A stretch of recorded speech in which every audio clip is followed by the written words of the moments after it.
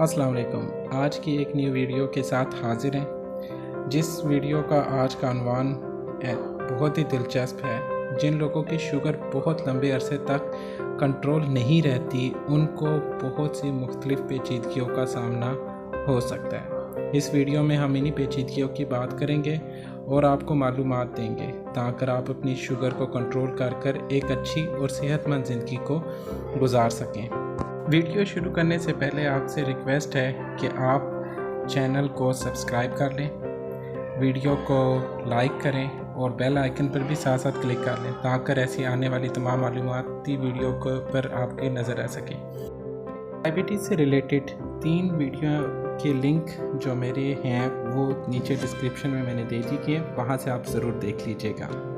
चलें आज की वीडियो शुरू करते हैं। जो एक आम बंदा स्टार्ची फूड, कोई शुगर का खाना या मिल्क या डेयरी के कोई भी प्रोडक्ट या कोई फल खाता है, वो आपके पेट में जाकर एक ग्लूकोज बनाती है जो तवानाई का एक ज़रिया है और वो आंत के ज़रिए आपके खून में शामिल होती है। जितने मिकदार में आपके खून में ग्लूकोज शामिल होती है उतने ही मिकदार में आपके लबे से पेनक्रियाज जो होता है, पेनक्रियाज से एक हार्मोन बनता है जिसको कहते हैं इंसुलिन। इंसुलिन इसको तमाम जिस्म में लगाने के ज़िम्मेदार होती है। जैसे कि इतने ही मिकदार में वो शामिल हो जाती है। जैसे कि यहाँ पर हम एक मिसाल ले लेते हैं आपके बाजू की एक पट्टे की। यहाँ पर एक खून है और यहाँ पर ग्लूकोज पहुँच रही है और इंसुलिन ये चाबी की तरह खोलती जा रही है दरवाज़ों को और ग्लूकोज यहाँ पर लगती जा रही है और तवानाई मिलती जा रही है इस पट्टे को। इसी तरह तमाम जिस्म में यही अमल होता रहता है। और दूसरी तरफ जो डायबिटिक पेशेंट्स होते हैं, जो डायबिटिक पर्सनस होते हैं, डायबिटिक पर्सनस होते हैं जिनको डायबिटीज़ होती है, उनके जिस्म में भी वो खुराक लेते हैं, उससे ग्लूकोज बनती है लेकिन लबे से इंसुलिन नहीं बन पाती। ठीक है, होता है कि इंसुलिन ना पहुंचने की वजह से ग्लूकोज तो पहुंच गई है लेकिन अब खुराक आगे पट्टों में या सेल्स में नहीं लग रही, जिसकी वजह से ग्लूकोज की मिकदार खून में ज़्यादा हो गई है। अब ये खून में मिकदार ज़्यादा हो चुकी है। अब खून की सफाई की जिम्मेदारी जो है गुर्दों की होती है। इस तरह गुर्दों पर जोर आने लग जाता है और छोटा पेशाब आपको मुतबादिल ज़्यादा आने लग जाता है, जिसकी वजह से आपको छोटा पेशाब ज़्यादा आने लग जाता है। खून की बारीक बारीक सी रगें होती हैं, जो खून आपके गुर्दों में पहुंचता है तो वहाँ से छोटा पेशाब बनता है, यूरिन बनता है। और वो आपके कैसे बनता है अभी मैं आपको इसमें सारी डिटेल बताऊंगा। ये खून यहाँ से आपके गुर्दों में जाता है और इस गुर्दे के अंदर बहुत छोटी छोटी अल्लाह पाक ने खून की रगें रखी हैं। ठीक है, और ये जो आपको रेड कलर के गोल गोल दायरे दिख रहे हैं, इसमें एक दायरे के अंदर बहुत से नेफ्रॉन्स होते हैं। अब इस नेफ्रॉन्स के ऊपर जब दबाव पड़ता है ये फूल जाते हैं और ये ख़राब हो जाते हैं। इसके लिए गुर्दों के लिए लैब टेस्ट होते हैं हमारे लिए।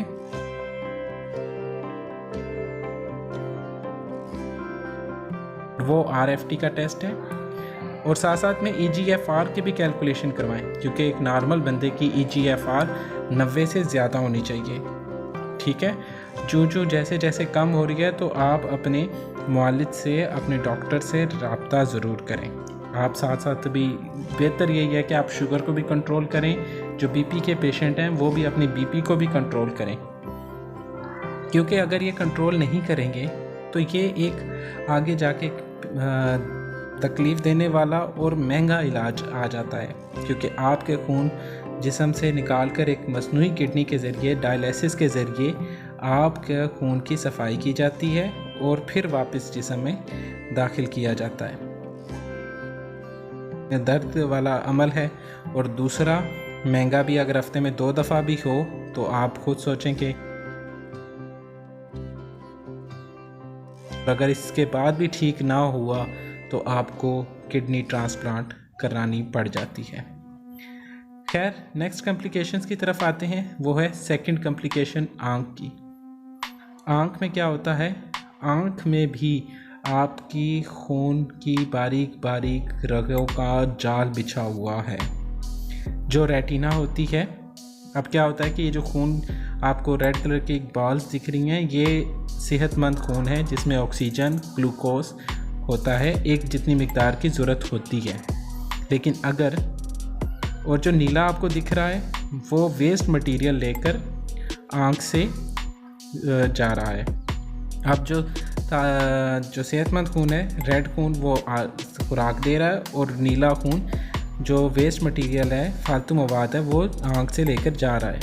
इसी तरह अगर यहाँ पर खून का दबाव बढ़ता है तो ये रगें फूल जाती हैं। इन रगों के फूलने से आपकी नज़र मुतासिर होती है और आपकी नज़र कमज़ोर हो जाती है। थर्ड कॉम्प्लिकेशन है हमारे पास हार्ट डिजीज़, हार्ट की प्रॉब्लम आती है। दिल हमारा एक अहम हिस्सा है जिस्म का, जिसका काम ये होता है कि खून को तमाम जिस्म तक पहुंचाने की ज़िम्मेदारी, पंप करने की ज़िम्मेदारी इस दिल की होती है। इसमें जो अहम हिस्सा है वो है लेफ़्ट साइड का, क्योंकि लेफ़्ट साइड जो है आपके, इसको हम कहते हैं लेफ़्ट वेंट्रिकल। इस लेफ़्ट वेंट्रिकल से आपके जिस्म के तमाम हिस्सों तक ऑक्सीजनेटेड यानी कि सेहतमंद खून को पहुंचाने की ज़िम्मेदारी इस लेफ़्ट साइड की होती है। इसके ऊपर दिल के ऊपर कॉर्नरी आर्टरीज होती हैं, बारीक सी वेन्स होती हैं। इसमें क्या होता है कि यहाँ पर ये एक लेयर है और ये जो अंदर आपको रेड रेड कलर की दिख रही है ये खून है।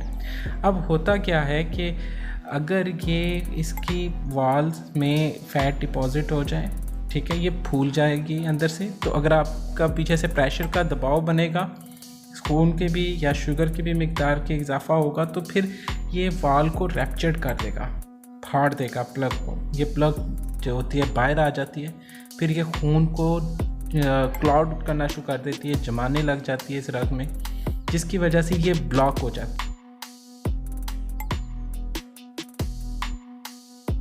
अगर आप कोई परेशानी लेते हैं या कोई टेंशन लेते हैं तो दिल के मसल कंट्रैक्ट होते हैं, सिकुड़ते हैं। सिकुड़ने से भी खून का बहाव रुकता है, तो खून का बहाव रुकने से भी आपको हार्ट अटैक के चांसेस बनते हैं।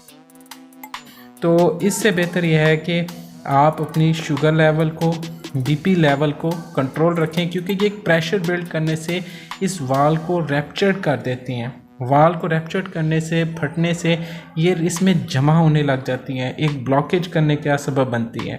अब एक ब्लॉकेज हुई हुई वाल के बाद आप उसके दिल की हालत देखें कि एक पूरा दिल आपको सेहतमंद दिल दिख रहा है, लेकिन अब जहाँ पर ब्लॉकेज है वहाँ पर आप देखिएगा ब्लैक हो गया है।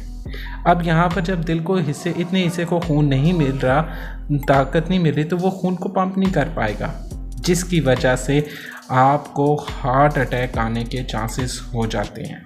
फिर क्या होता है कि आपकी सांस लेने में कमी हो पड़ती है, सीने में जलन, दर्द होने लग जाती है, ठीक है, सांस छोटे हो जाते हैं, ठीक है, ठंडे पसीने आने लग जाते हैं। अगर ऐसी कैफियत हो तो आप हल्का फुल्का खांसें ताकि आपके जिस्म को ऑक्सीजन मिल पाए। और आप ऐसी अगर कैफियत हो तो आप फौरी तौर पर अपने मुआलिज, अपने डॉक्टर, हॉस्पिटल जो करीब तरीन हॉस्पिटल हो वहाँ पर आप रब्ता करें। और इन तमाम चीज़ों से आप बच सकते हैं अगर आप अपनी शुगर लेवल को कंट्रोल में रखें और आप बीपी लेवल को कंट्रोल में रखें। अब यहाँ पर एक स्टंट की मैं एक वीडियो दिखा रहा हूँ कि अगर जो फिर कंट्रोल नहीं रखते, फिर इस वाल को खोलने के लिए स्टंट डाला जाता है। ये भी एक महंगा तरीन अमल है। अब ये स्टंट एक डाला गया है दिल की एक रग में, तो ये कभी इसके वाल को इसने खोल दिया है। अब ये स्टंट के खुलने की वजह से अभी यहाँ से ब्लड जो है सर्कुलेट करेगा और खून दिल के हिस्से तक जा पहुँचेगा। तो ऐसी तमाम कॉम्प्लिकेशन से, इन पेचीदगियों से आप बच सकते हैं अपनी शुगर लेवल को कंट्रोल करके। नंबर 4 पर है हमारे पास जो इसी तरह आपके दिमाग को भी खून के ज़रिए तवानाई मिलती है। खून में आपके ऑक्सीजन भी होती है और जो आप सांस लेते हैं वो ऑक्सीजन भी खून में ही शामिल होती है। और ये ऑक्सीजन और ग्लूकोज एक तवानाई का ज़रिया है और तमाम जिस्म में पहुंचाने की ज़िम्मेदारी खून की होती है। और इसी तरह खून आपके दिमाग में भी ये छोटी छोटी ग्लूकोज और ऑक्सीजन पहुंचाती है और तवानाई इनको मिलती है। अब क्या होता है कि यहाँ पर भी अगर दबाव बढ़ता है तो ये यहाँ पर भी रैप्चर कर जाती है, फाड़ देती है इस वाल को, दिमाग की बारीक रगों को, तो वहाँ पर खून की ब्लीडिंग होना शुरू हो जाती है और दिमाग के मुख्तलिफ हिस्सों को तवानाई, ऑक्सीजन और ग्लूकोज नहीं मिल पाती, जिसकी वजह से दिमाग की रगें डैमेज हो जाती हैं। अगर ये रैप्चर्ड हो जाए इसके प्रेशर से तो फौरी तौर पर ब्लीडिंग होने लग जाती है, ब्रेन हेमरेज, ब्रेन स्ट्रोक होने लग जाता है। ऐसी सूरत हाल में ये इमरजेंसी सूरत हाल है, फौरी तौर पर आपको हॉस्पिटलाइज्ड किया जाता है। हॉस्पिटलाइज्ड कर फौरी तौर पर आपको डायग्नोस किया जाता है और डायग्नोस करने के बाद इस को जो है ऑपरेट कर फौरी तौर पर इस ब्लीडिंग को रोका जाता है। तो इतनी इमरजेंसी सूरत हाल में जाने से बेहतर है कि हमें अपनी डायबिटीज़ को समझना चाहिए ताकि हम इसको कंट्रोल कर सकें और एक सेहतमंद ज़िंदगी गुजार सकें, इतनी कॉम्प्लिकेशंस में हम ना जा सकें। नेक्स्ट कॉम्प्लिकेशन पर चलते हैं, फुट, डायबिटिक फुट। जिनके डायबिटीज़ है उनके लिए पाँव एक बहुत बड़ी नेमत है हम सब के लिए, क्योंकि इसके ज़रिए हम मुताजी नहीं है, हम कहीं भी जा सकते हैं, चल फिर सकते हैं। अल्लाह पाक की बहुत बड़ी नेमत है। इस पाँव के हमें ख्याल करना पड़ता है। अगर आपको डायबिटीज़ है तो आप अपने पाँव का एग्ज़ाम किया करें, पाँव का देखा करें, कोई ज़ख़म तो नहीं, कहीं पर कोई कट तो नहीं है, कहीं पर कोई चोट तो नहीं लगी हुई। आपने इन तमाम चीज़ों पर नज़र रखनी है, क्योंकि डायबिटीज़ के पेशेंट और तमाम लोगों के लिए वॉक ज़रूरी है। वॉक नंगे पाँव ना करें, जूते अपने झाड़ कर पहने, क्योंकि सुन्नत भी है, ठीक है। और जूते हमेशा ऐसे ना पहने कि जो कील वाले हों या नोक वाले हों या हील वाले हों या सख्त हों, ऐसे जूतों का ख्याल करें। जुराबें हमेशा वो वाली पहने जिनके रबड़ जो पिंडली से नरम हो, क्योंकि इस तरह ब्लड की सर्कुलेशन कम होती है। पाँव का मुआयना करें, अगर कोई आपको ज़ख़म, कोई इन्फेक्शन या किसी भी तरह का आपको अपने पाँव में कट दिखता है तो आप फौरी तौर पर अपने मुआलिज से रब्ता करें और अपने पाँव को मिरर के ज़रिए, शीशे के ज़रिए अपने पाँव को अच्छी तरीके से देखा करें। कोई ज़ख़म या कोई काला सा दाग ना दिखे तो आप मुआलिज से रब्ता करें। अपने पाँव को नीम गर्म पानी से सोख करें, लेकिन नीम गर्म पानी आपने नहीं चेक करना, अपने किसी ऐसे बच्चे से या किसी बंदे से चेक करवाएं जिसको शुगर नहीं है, ठीक है। आपने चेक करवाने के बाद उसमें पानी रख कर अपने पाँव को सोख करें। उसके बाद मखमल के कपड़े से आराम से उसको खुश्क करें। पाँव के ऊपर भी वैसलीन मॉइस्चराइज़र लगाएं, पाँव के नीचे भी एड़ियों की तरफ भी लगाएं, पिंडली पर भी आराम आराम से लगाएं, लेकिन पाँव की उंगलियों के दरमियान में नहीं लगाना। अगर आपको कहीं पर कोई कैलस या कोई कट या कोई आपको ज़ख़म किसी भी तरह का कोई भी दिखाई दे तो आप अपने मुआलिज से रब्ता करें, अपने पाँव का मुआयना करवाएं, अपने पाँव का ख्याल करें और उस मुआलिज के बताए हुए तरीक़ेकार को अपनाएं।